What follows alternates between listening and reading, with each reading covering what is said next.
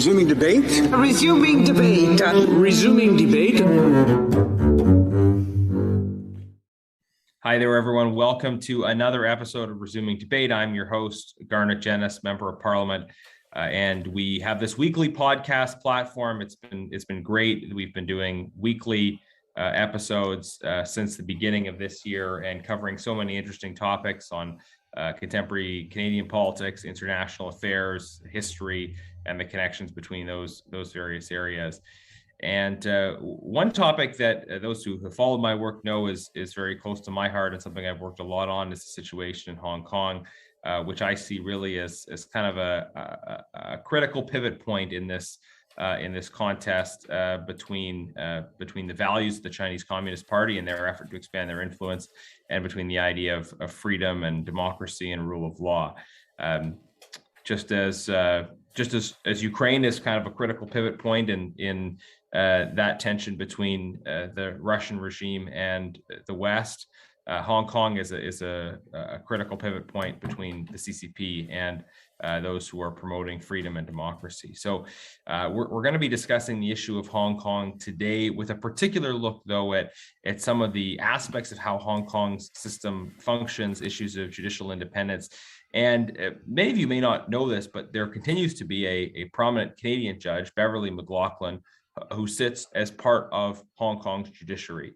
And that is becoming increasingly controversial in light of really the decline in the ability of Hong Kong to function as a free and independent enclave. Let's say as a free enclave within China. So to discuss these issues around Beverly McLachlin's presence on the Hong Kong court, issues of developments in Hong Kong in general, but particularly with respect to law in Hong Kong, I'm very pleased to be joined by Chi-Kun Sun, who's a lawyer and mediator in Toronto, and Ryan Alford, who's an associate professor at the Bora Laskin Faculty of Law at Lakehead University. Both have a lot of interest in this area, so thank you both for being part of this conversation. Thank you for inviting me. So Chi-Kun, why don't you go first for those who are a bit newer to this topic, but just maybe who have followed it in the past, but have not been following it as much in the last few months with some other developments going on around the world. What is the latest in terms of the situation in Hong Kong? What should people be aware of? And what are the things in particular that are being worked through kind of in, let's say, March and April and early May here of 2022? The situation in Hong Kong continues to be very concerning. There's really nothing that is all that surprising ever since the Communist Chinese imposed the national security law in Hong Kong. Now, in what the Hong Kong people call a small circle election, small circle in Chinese is a derogatory term. It means exclusive. So in the small circle election, they are going to elect quote unquote new executive, John Lee. He was an assistant to the chief executive, Carrie Lam, and he is running with no opposition. She is retiring. And if you read between the lines, that means things are going to get worse, because if he's not worse than Carrie Lam, Beijing would not have picked him. They would have simply kept Carrie Lam. And he's already come out to say a lot of things as if he thinks that we don't know. He is going to be completely insensitive to fundamental freedom. So all is to say that things are not good. And as a Canadian, I always felt that we have so much enthusiasm for talking about human rights. And so I look at us, have we done enough to match that rhetoric? And Justice McLachlin's position in the Hong Kong Court of Final Appeal at this point, given the complete lack of judiciary independence, it's really something that's very troubling, because we continue to talk a great talk, but I feel like there are not enough of us who stand up to say, well, let us do what we can, stop telling other people what to do.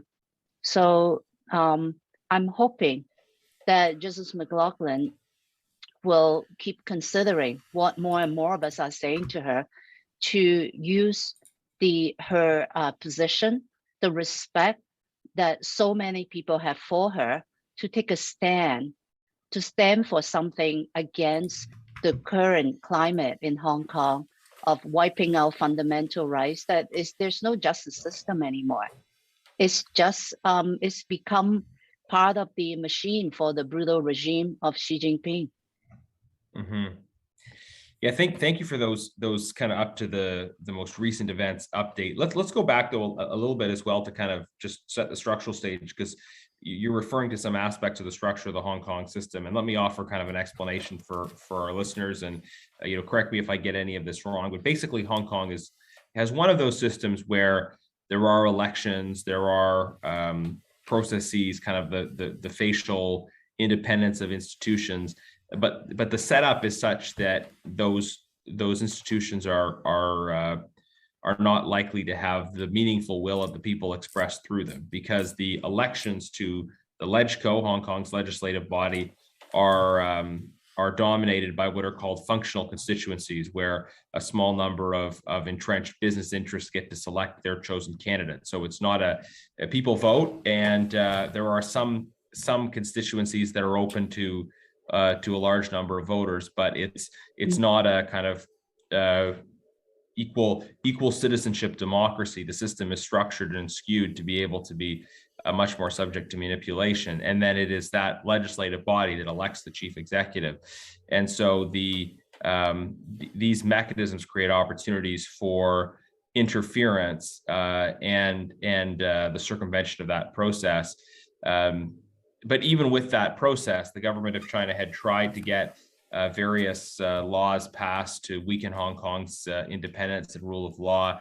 They faced a significant backlash, and so they ended up essentially imposing the national security law from Beijing, which was a further violation of any kind of independence for Hong Kong. This is a violation of the commitment that was made when Hong Kong rejoined China, which was a commitment that it would be able to retain its high degree of autonomy in its existing system. And so prior to the national security law, there were a number of these foreign judges that sat on Hong Kong's Court of Final Appeal as a sort of bulwark to try to protect the independence of Hong Kong's judiciary. And so now the question is, given all the things that have happened, given how all the to whatever extent there was this independence of these institutions before, they've been weakened, and so now it's an open question: what's the point of foreign judges remaining on these bodies? Are they lending legitimacy to a broken process, or are they making things a little better than they would otherwise be? So maybe we'll go to you, Ryan. Tell us if my summary was okay there, and also what your kind of reflections are on this whole issue of the Court of Final Appeal and the role that it plays. Well, no, your description is quite accurate. We can look at even before the handover of sovereignty of the Hong Kong Special Administrative Region to see that certain guarantees were made as part of what was called the Sino-British Declaration of 1984. One was that the chief executive of Hong Kong would be elected in a process that was broadly compatible with universal suffrage. So this notion that it would eventually be this small circle exclusive franchise is out of keeping with those basic commitments that led to the handover. And also the promulgation of the national security law by Beijing is contrary to those commitments. And this is what allows us to conclude that judges will not be playing a meaningful role in the determination of the basic constitutional structure of Hong Kong and to keep its rule of law alive. Because the most important feature of the national security law from the judicial perspective is the idea that this person, the chief executive of Hong Kong, soon to be John Lee, a former hatchet man for Carrie Lam, is to select the judges who are deemed politically reliable enough to sit in judgment of people charged with state crimes under the national security law. Now, this is what perplexes me about Beverly McLachlin's position here, because she was very clear when she was Chief Justice of Canada that she would not brook any political interference with the rule of the judiciary in constitutional review. Now, where the chief executive chooses the pool of judges who are deemed politically reliable enough to sit in these cases, she's content to tolerate that, because what that's going to mean is that anyone who would reject the basic premises of this deconstruction of the rule of law and the dissolution of civil society that it entails is screened out. So if you really were going to be someone who was going to play that role in keeping the rule of law alive through vigorous judicial review, you're not going to be allowed to play that role. So it's really perplexing what she thinks she can do, given the fact that anybody who would like to play that role is never going to be allowed to play that role. Okay, sticking with you, Ryan, like just for my and everybody else's understanding here. So you have the Court of Final Appeal, which sort of functions like the Supreme Court. Cases are appealed to that. But what you're saying is that uniquely for national security law related offenses, those won't actually go to the equivalent of the Supreme Court. They'll be tried separately by a select panel of judges that are identified for that purpose. I mean, functionally, yes. I mean, functionally, it's a separate court, because rather than the judges, I mean, technically it's going to the Court of Final Appeal, but if the judges on the panels are selected via a special process controlled by the chief executive, it really is as if you have a separate Court of Final Appeal comprised of judges who are executive branch loyalists, people who are reliable, who are directly loyal to the chief executive and ultimately to Beijing. Okay, so that the Canadian equivalent of that would be that if a case goes to the Supreme Court, we've got 9 judges, 3 judges are going to hear the case, and the Prime Minister is going to select which 3 judges are going to hear the case. So he's going to choose 3 judges that are more likely to think in line with him. Well, there's a little wrinkle there that I have to introduce, because Beverly McLachlin is hidden behind this distinction. And I use that term advisedly. So the chief executive doesn't pick the 3 judges. What they do is they say the chief judge can pick the judges, but from this list that I've designated. So it's more like the Prime Minister chooses 6 judges. The Supreme Court of Canada says not those 3, not Justice Abella. We don't like her. Right. So there's 6, and then the chief judge can choose from that 6. Yeah. It's very interesting to just observe the manipulation of the system by the Chinese Communist Party in Hong Kong, because it's done with I mean, I think people see through it, right? But there's a level of sort of layered complexity to the way this is done, right? It's the same with the way the LegCo works, right? It's not the government of China isn't appointing the LegCo, but they are able to structure it so that undemocratically particular interests are shaping it, and then you have this skew. And so is it fair to say the same kind of thing is happening in the judiciary? Yeah, Ryan, go ahead, and then we'll go to Chi-Kun. I'll just jump in on the subject of LegCo. So people are being prosecuted under the national security law for attempting to organize political parties so that the people of Hong Kong can express their will in the LegCo elections. So just in particular, I would point to the prosecution ongoing right now of Carol Ng, the former chair of the Confederation of Trade Unions of Hong Kong. So for merely trying to make those elections meaningful, people are effectively being charged with sedition. Right. Yeah. Well, and the fact that John Lee is running unopposed in the small circle election is another, example of how Beijing does it. They don't come out to designate him or nominate him. They don't have to. People know from the fact that he would step forward to get nominated, that means Beijing would have given him their blessing. And therefore, nobody even dared to run against him. When the chief executive position first got started, although Hong Kong people were dissatisfied that only a few thousand of these elites elected from these functional constituencies you talked about, that they're the only ones who could vote, but there was still a more lively exchange of ideas. I know because I do know some people who serve on that committee, but this round, he's running unopposed. And that's how Beijing like it. They don't want to hear from the people. And really, the more you see how they treat people and their fundamental rights in Hong Kong and worse in China under the banner of zero COVID, that their values are so antithetical to ours. And it is really, really hard to watch. I sometimes wonder, have we spent enough time to think about the fact that most of us use something that's made in China? We can't help it. These days, it will be very hard to try to live a life without spending any money that goes to China. But I think that it actually provokes questions that we have to ask ourselves. In a way, we can say that although we're not all like Justice McLachlin, sitting to ornament the Hong Kong Court of Final Appeal while it becomes an instrument of a brutal regime, but do we all have roles to play, and what can we do? I really would love to see Canadians reflect more on what we can do and get away from lecturing other people on how they should be. Mm-hmm. Yeah, so I think those are important points, and I want to return to them.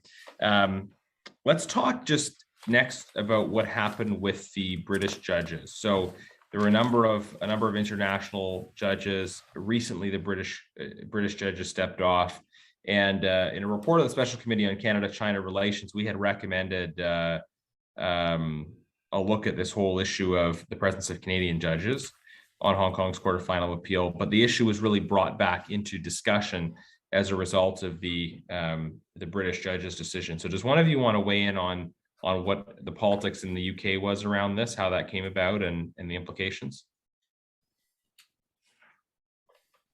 I guess I'll get the ball rolling if that's okay. Yeah. Sure, right. It was quite a remarkable statement.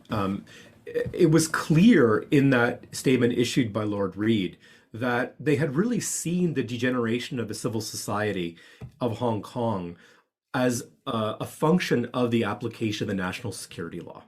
That there had been this awareness that the national security law is the death of the rule of law in Hong Kong. And that allowing serving judges of the Supreme Court of the United Kingdom to continue to play this ornamental role was serving the function that China wanted, to distract attention from the fact that this was a fundamental transition from a rule of law state into a totalitarian state. Just with respect to Canada and Chief Justice McLachlin in particular, what was really disturbing was the way that they treated her decision to remain on the court. So I would point in particular, there was an article in China Daily, which is the official mouthpiece of the Chinese Communist Party, where Carrie Lam discussed the decision of Lord Reid and the British justices as political, that it was nothing other than a political decision to attempt to tar the regime of the Hong Kong Special Administrative Region and by extension China. And then in that same article, they pointed to the fact that people had chosen to remain in that role as evidence that this was just a political decision by the political elite of the United Kingdom. So it was just amazing because it shows how this ornamental role is really dangerous, because it's not just kind of giving prestige to the court system. It's sort of inserting yourself into a dispute between, let's say, China and Western nations that are pointing to the destruction of Hong Kong's rule of law. And it is so unseemly that the former president of the Hong Kong Bar Association, Paul Harris, shortly after he finished his term, he had to leave Hong Kong in a hurry because apparently the Hong Kong police has asked to interview him. And he's actually considered one of the less progressive, outspoken presidents. A lot of people complain that he didn't stick up enough for the people of Hong Kong, which brings me to the other issue that I find UK's reaction always interesting, because let's not forget, they've had a long time in Hong Kong, and they could have established a stronger democratic system, which would have made it more work for Beijing to dismantle. And I still remember, even before the negotiations started, when Thatcher was still in government, there was very active lobbying in Hong Kong begging UK to start building a democratic system and granting Hong Kong people suffrage in order to build up, have the chance to build up a tradition of democracy it's like a child, giving it a chance to grow up so that it is more able to fend for itself. And ultimately, the Brits decided not to do it. From what I heard, the reason was that they felt it was more important to maintain good relationship with Beijing than to worry about what happens to the people of Hong Kong. And it's very sad as a Chinese person. Unfortunately, this is all too familiar. We've had such a long history. And in Chinese, citizens are referred to as ants. We have never been respected. I look at the history of some of the Western countries like UK with a lot of envy that there was such a struggle, a will to establish fundamental freedoms and individual rights so early on. We never had that tradition. The British colonial government had a chance to start a beachhead because if Hong Kong had the chance to grow up like that, it would provide leadership. But it never happened. Now it's left to Taiwan. I think it is truly the only Chinese-speaking places that can say that it has true democracy. It has its own problems, a lot of corruption, but I think that it really stands as a shining example. And I hope the world is going to show some courage to support Taiwan's independence. Mm-hmm. Well, that's another critical issue we're confronting. So in terms of the judges, and then I think it does make sense after that to broaden the discussion and you talked about the COVID measures in China and the situation with Taiwan. There's a lot going on as well in terms of questions being asked about the relationship between China and Russia in the context of the current invasion of Ukraine. But just kind of to tighten the point here on the judges. So in 2020, there was an Australian judge that resigned. We've just had the two British judges. My understanding is that there remain some foreign judges drawn from both UK and Australia. There's been no resignations from Canada, and there only ever was, in recent years, Justice McLachlin. Is that correct? And is there expectation that there might be further resignations? I'll just hop in first, I guess, on this one. Just with respect to the resignations. So I think so.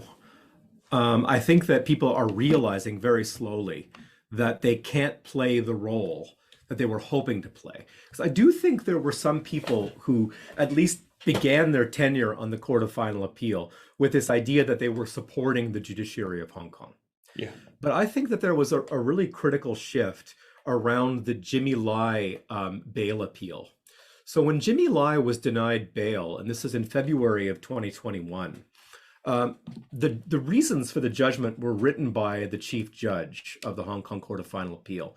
And what he said is, we are not allowed to judge the constitutionality of anything promulgated by Beijing.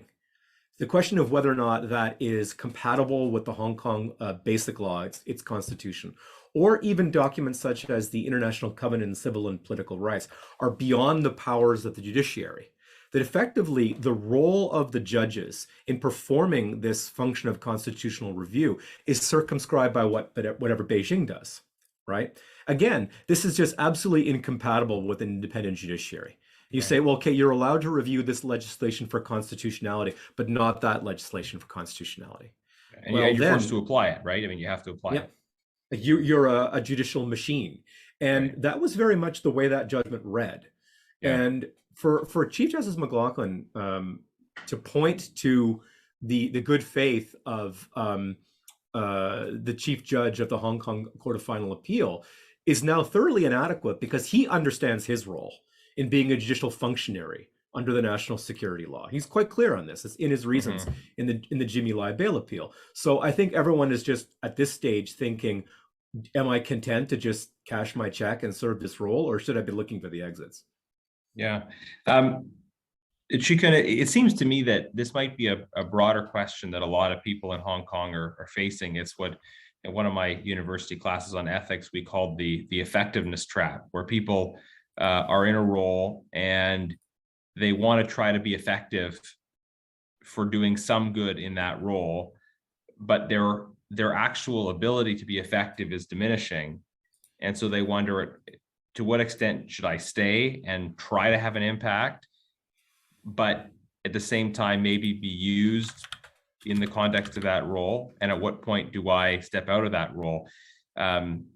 Is this something that people in Hong Kong society are dealing with in general? If they're in senior positions in business and politics, do they stay to try to make a difference, or do they resign their positions? No, I think that it is deeper than that. I look back to our long history. If there's one thing Chinese people have learned, is to endure and survive. Mm-hmm. We've had centuries of poverty. We've had nothing but oppressive government and rulers.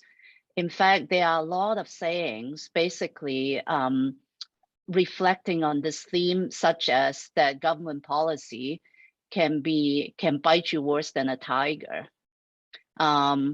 Or, fables of people going to hide somewhere away from governments. That is in our blood, in our DNA. And so all we've learned as a member of a Chinese society is to endure and survive.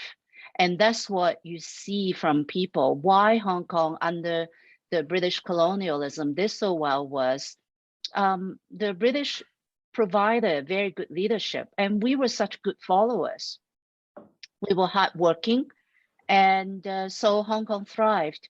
But right now, the Beijing leadership is so oppressive and brutal, and compared to the British anyway, leaves Hong Kong people a lot less room to go on with their lives.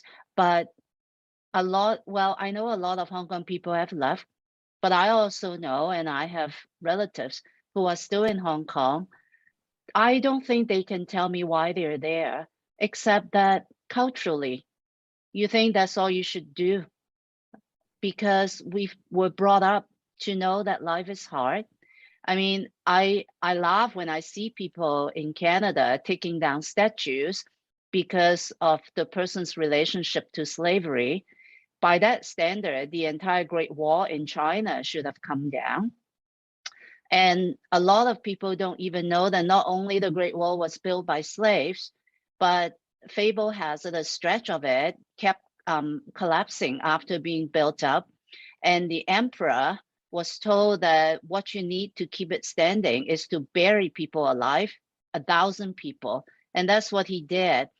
If you ever have seen the movie Mummy, the one about the emperor, and all these corpses, skeletons coming out of the Great Wall, that's what it was referring to. Not just that so many people died building it, but people were buried alive.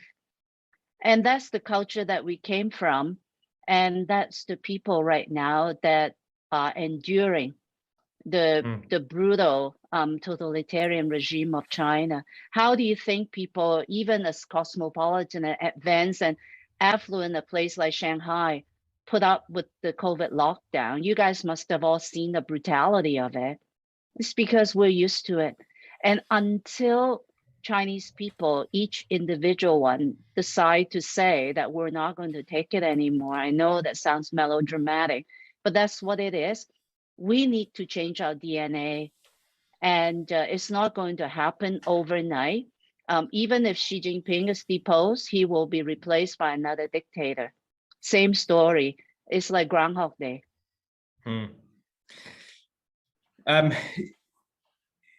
That's a fascinating perspective, and to understand the history of just some of the brutal events in the past, and the continuing brutality of the CCP. I wonder though, at the same time, if you look at, I mean, there are you mentioned Taiwan, right? I mean, there is a history in mainland China, the Tiananmen Square protests, heroic pursuit of democracy, the work of Hong Kong protesters themselves. there does seem to me to be this this pursuit of freedom as well that's part of China's history, and I certainly I draw a great deal of inspiration watching the people in Hong Kong that are taking a stand, that are trying to pursue some kind of a better politics, and I think they show a lot more courage in that than maybe we see in certain other countries where people are inclined to take their freedom for granted. Well, that's an excellent point. I would just say that the legal profession of Hong Kong has put Canada's legal profession to shame because they understand the stakes of what's going on and they've been willing to fight for it against incredible pressures. I mean, just seeing lawyers being arrested, barristers being arrested for doing their jobs. Chi-Kun mentioned Paul Harris. You look at the way that he was described in the pro-Beijing press in Hong Kong, just with horrible epithets. People understand the risk that they're taking, and they understand the stakes, and they fought for their freedom. They fought for the rule of law. They fought for an independent legal profession. And if we'd only had a tenth of that energy, I often think too that the reason why they don't get the attention they deserve is because somehow there's a narrative, a really dangerous, corrosive narrative that sort of the fundamental ideas of the rule of law are just, they're Western ideas, they're imperialistic ideas, they're ideas that we use as an excuse to dominate. And this is a point of view I see with people promoting critical race theory, for instance, within law faculties. And the narrative just crumbles when you take a look at the Hong Kong legal profession, because these are people who see this as an opportunity to create a free system. That's the best possible toolbox for getting to this kind of democratic state that they never really got before, to the discredit, I would say, of the final decades of British administration of Hong Kong, that they're going to use every tool that they have, and these are the best in the toolbox. And there's nothing Western about them. They're just what's absolutely necessary as technology to build a free society. And I think that what Ryan said is totally correct. And it's also true that the East always resents lecturing from the West. So I go back to my original point. I really would advocate we Canadians to talk down at other people less, but do more ourselves. And that's what I pursue Justice McLachlin's position at the Hong Kong Court of Final Appeal. We're in no position to lecture Hong Kong about the rule of law when one of our most respected jurists continues to sit in that court. And it is incumbent upon us, before doing things like writing to Xi Jinping and telling him what rule of law looks like, that we try to put what influence we could have on one of our own to do the right thing. And also, my heart always aches when I think about the people who did stand up for fundamental freedoms in China and in Hong Kong, because invariably they're crushed. And the reason is there are simply not enough of us. They are like the people who stormed the Normandy beach, except there was no one behind them. So they always all get slaughtered. But one could hope that they will inspire people. I mean, the Hong Kong demonstrations were so impressive, but as soon as the government made it illegal, everyone just went home. There wasn't the spirit to say, maybe we go on strike. Even Carrie Lam, she can't survive if the chef doesn't cook for her and the servants don't clean the governor's mansion. But we have spent thousands of years barely scraping by, surviving. We have known no other government but dictators, and brutal, brutal dictators, that it's going to take a while. So maybe the focus that we as people who want to advocate for the, let's not mince words, Western values of fundamental freedoms and individual rights, that we need to start maybe more from education, and also do it by example, that we lead by example, that we ourselves look at what can we do better.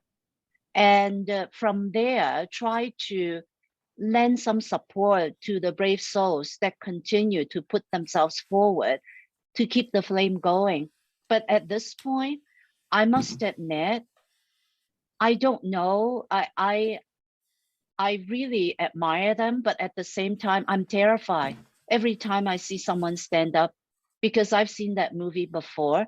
I have a friend who was upset at the Foreign Correspondents Club in Hong Kong for canceling this year's Human Rights Award.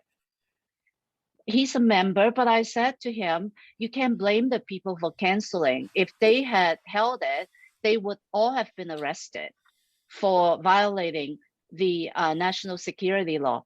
Are all the members who bitch about it ready to stand with them, go to the police station and ask to be handcuffed as well? That's what it's going to take for substantial changes to happen. There have been a lot of these sort of mass acts of resistance by student protesters, I know, and but I think your point is just have they gotten to the critical mass that would be required, I suppose, to shift the system. And it's interesting hearing both of your perspectives because they're complementary in some respects, but they're different as well.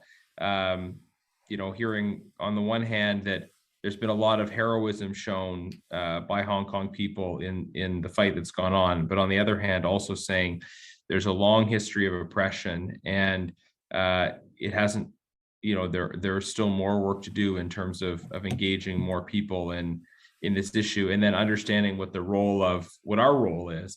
Chi-Kun, could you maybe just share a bit more, like what are the things that we can do specifically? You're saying not lecturing, but setting an example, and then trying to understand just where these values of freedom coming from, because you've identified them as Western values.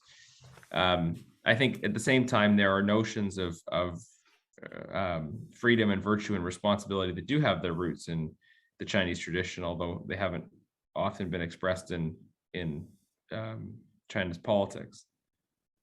I really do believe that the idea of individualism belongs to the West.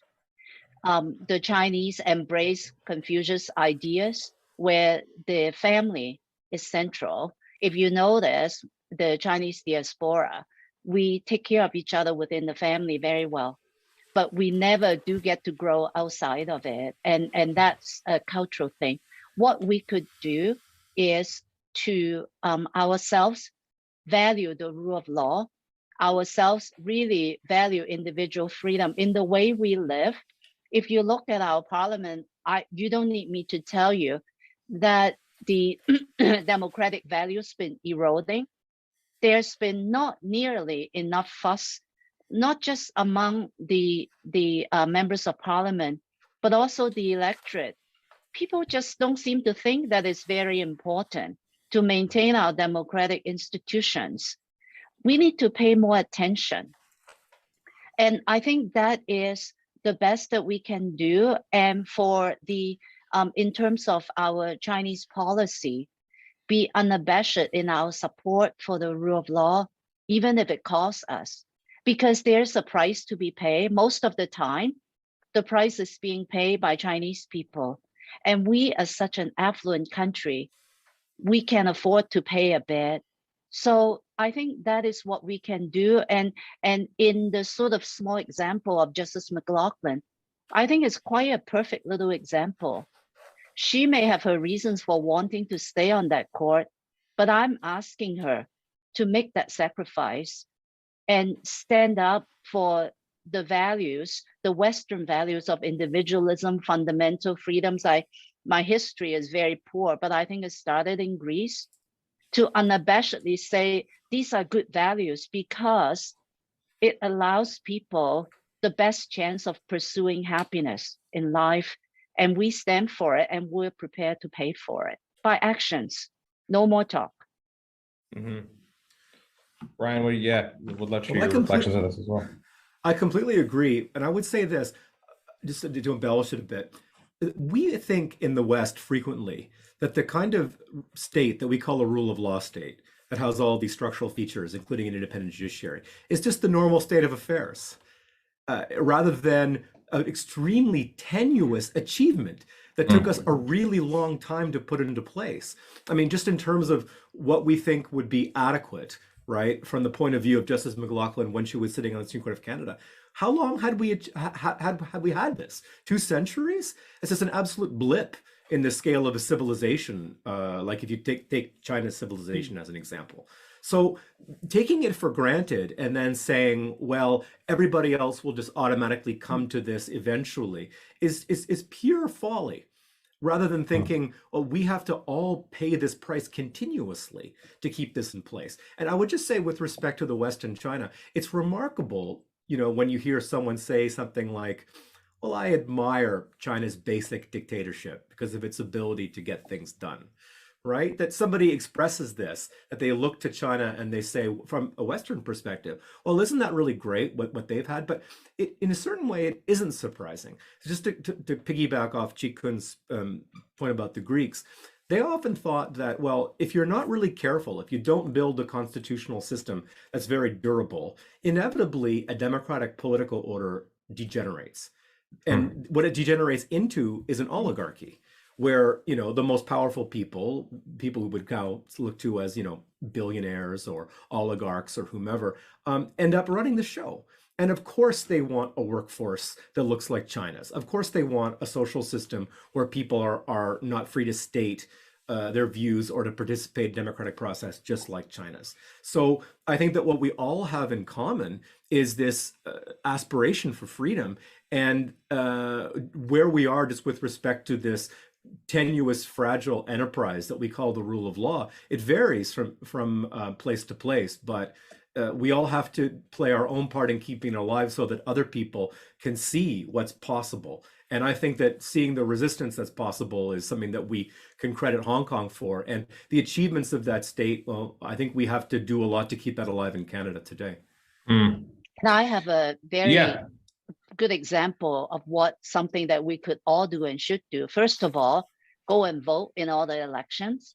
And the second thing is, and I've been advocating it at the Law Society, that lawyers, as people who are good with procedure, everybody should sign up to go and work at the polling stations, because election day is democracy at the forefront, engaging the entire population. We should all care about how well it's run. And those of us who have expertise should go and work as polling clerks, deputy returning officer. I've done it a million times, but I still invariably find moments of gratification seeing an old man come to vote carrying his portable oxygen tank. And yet he still insisted on doing it himself. And he put that ballot into the box. I have to say, I was so touched. I was close to tears. People with mobility issues, one spouse helping the other, and the long lineup even before we opened the poll. So I urge all of us in the legal profession, or even in other professions, but especially lawyers, because I think we are particularly well trained to do that job and to make sure that it functions properly and safeguard people's right to vote, to go and do that on election day. I think people will find it very gratifying. I do. In terms of the comparison issue between China and the West, I mean, is it fair to infer from the comments both of you have made that there is something universal in that aspiration to freedom, but there is a different cultural experience with freedom and with politics, where our tendency in the West is maybe to take freedom for granted and not recognize how fragile it is, whereas in places like China, where there's a long history of authoritarian government, there is maybe more of an acceptance of that in some quarters, and then also this speaks to the significant problem with the failure of the British to put in place a democratic system prior to the handover, the importance of building up that institutional culture. Hong Kong, it seems to me, has had the institutional culture of freedom, but not of democracy, right? That during its colonial history and in the early years after handover, there were elements of a lot of elements of free individual freedom, but not of but there was no popular control over government. And so now what we're seeing is a very strong reaction to the erosion of those basic freedoms, because there is that pre-existing culture and expectation. What do you think about that? Well, I reflection? think that you see the result of that growth in culture of freedom, but not democracy, because Hong Kong people's resistance to tyranny is mostly a passive resistance, I would call it. They would go out, march on the street so long as it's legal. As soon as it's illegal, they go home. When Apple Daily got shut down, during the struggle, it was always sold out. People went to buy that magazine to show their support, but still it was allowed to shutter. So I think that you see the result of that, and maybe that should give us hope that it is possible to go and nurture that that energy for freedom, that gut reaction to people who step on your fundamental freedoms and to fight for your pursuit of happiness. But it will take time, and it will take all of us.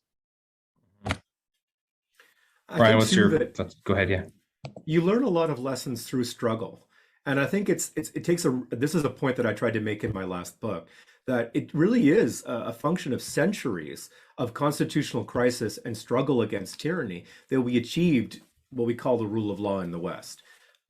You know, you have to go through so many lessons in which you lose and you lose and you lose, and then you understand how to do this effectively. And I think we mentioned Taiwan very briefly. They didn't get this given to them.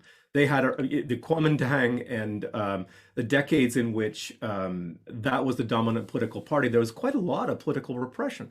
But again, there was also a struggle for democracy. And I think that when you finally achieve it, you realize, at least there's hopefully this period in which you've learned these lessons, but you still value the experience of having gone through that struggle. That may be the sweet spot. And I would say the other error that we tend to fall into is to thinking that somehow a democratic political order that is very tolerant and values individual rights is a function of economic prosperity.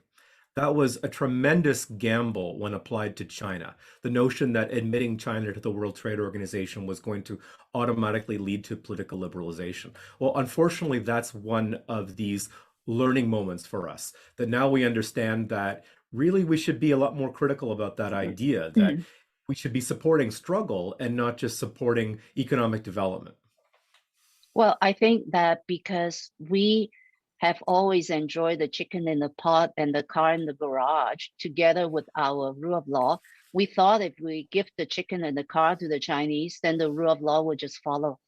It's not the case. As you see today, the sort of level of brutality and inhumane behavior under the banner of COVID-0 that has happened, how did they manage to mobilize people, ordinary people, to overnight become such monsters? It's because it's in their culture to be that way.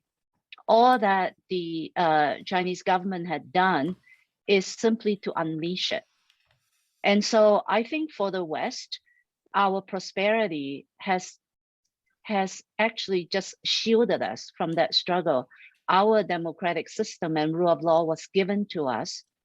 But if we want to keep it, we have to work for it, all of us, and safeguard it and respect it, like that old man who carried his portable oxygen tank to come and vote. That's a great message. Let me sort of move us towards the end with two more kind of themes or questions to look at. One is COVID-0, and I'd like to hear a bit more, Chi-Kun, about that, and then also just reflections on Canadian democracy, because we've kind of touched on that in a few places. I think what are we facing here in terms of the state of our democracy and rule of law, and how how can we learn and be inspired by the advocacy of people in Hong Kong? So on the first point, Chi-Kun, why don't you share a bit about for those who haven't been following it as closely, what's happening with the COVID measures specifically? Well, the Chinese government insists that they are continuing what they call a COVID zero policy, meaning that they are going to eradicate it, and regardless of cost. So they did it by quarantine. They lock people up, lock people in, and sometimes they put them into concentration style places. The places themselves are not for treatment. It's not clean. It's just containment. It's containment at all costs. So people have starved to death. And you can hear people banging their pots even in daylight, people sticking their heads out of windows saying that they are hungry. You see people spraying insecticides onto people's refrigerators to clean up. And even someone with, I don't know what you call it, but that gun spews a fire. It's a fire hose. And he was cleaning the sidewalk and he burned some of the cars that was parked near it. So apparently there is right now a power struggle in Beijing, which has led to this aggressive policy that it was a showdown between the current government, Xi Jinping's government, and the other faction, Jiang Zeming's faction, who are based in Shanghai. That is sort of the gossip of what's behind it. But regardless, I just am so horrified to see how easy it was for them to find all these people who would go and solder up people's doors so that they cannot leave their home. And they put a slit on the door where they put through some food. And if they forget to send you food, you starve to death. People who will show up in the hospital, all they need is a shot with some chronic illness to survive, but can't get the shot because they need to be tested for COVID and they die. People who cannot get to their dialysis and they die. It's an example of how the Chinese culture simply does not value human lives. People are ants. Don't forget, we're ants, we're cockroaches. And that's how our rulers have always treated us. Ryan, do you want to pick up on that at all, or answer the second question maybe? Yeah. I'll just turn and maybe try to segue into that second question. So now in Canadian political discourse, you often hear the theme that people exercising their freedom, exercising their liberty, are acting in a selfish manner, that they should be instead prioritizing some sort of vision of collective good, right? But I mean, it's really troubling because, again, just really hard-won insights over the course of the political struggle that gave us the rule of law. One, it would be that the only way that we can determine what's good policy or how society should be run is from people vigorously advocating for their own interest. And for that coming into conflict with other people's vision of what the public good is, right? That just like the scientific method, the only way that you get to reliable results is by continuously contesting what the right answer is.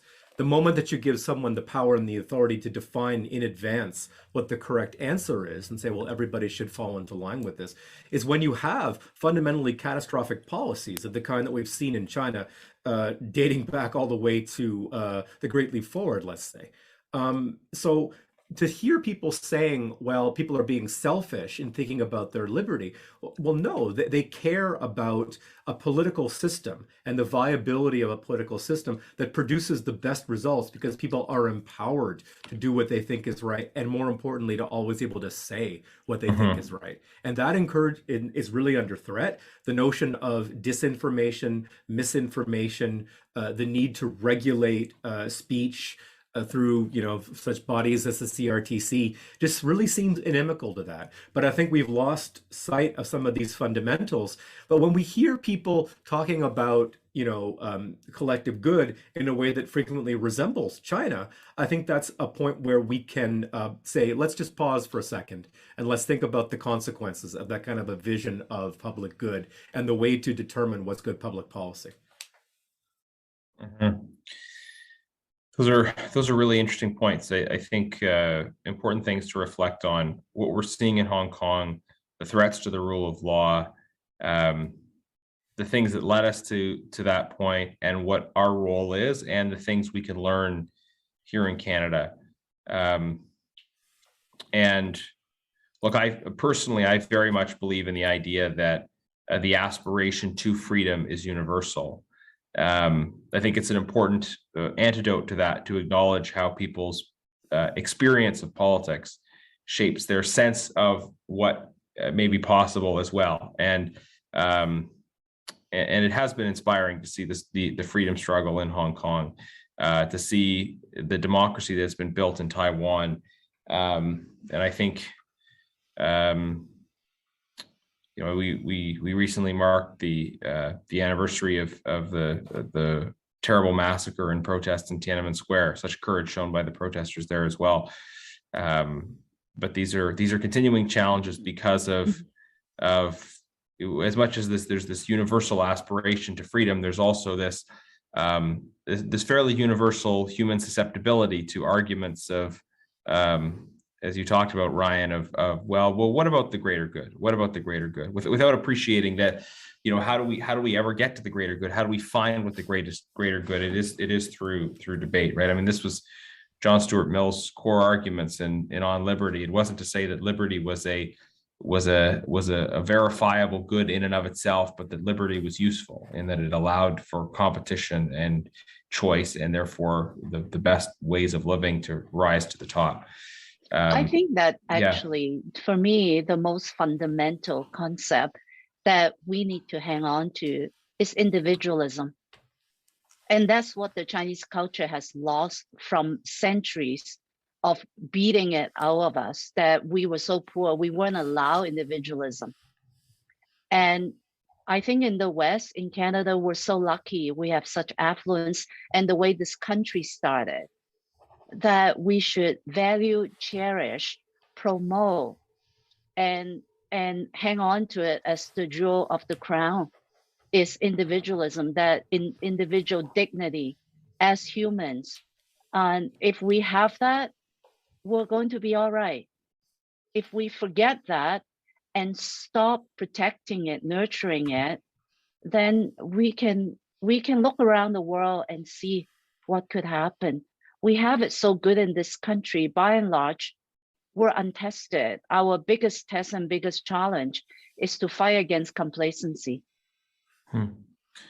Those are powerful words. Ryan, do you want to have a last word as well, and then we'll wrap up? I think my last word would be that I'm absolutely certain that John Stuart Mill would agree. Okay. Excellent. Well, we continue to wish well for Hong Kong. I think it's good for people to be informed of the issue of Justice McLachlin and foreign judges and the rule of law, some aspects of the system, but also we've had this broader, deeper conversation. I've really appreciated it and valued it, and I'm sure our listeners will as well. So thank you so much for this conversation. And for our listeners, we'll be back in 7 days with another episode. Please leave a review.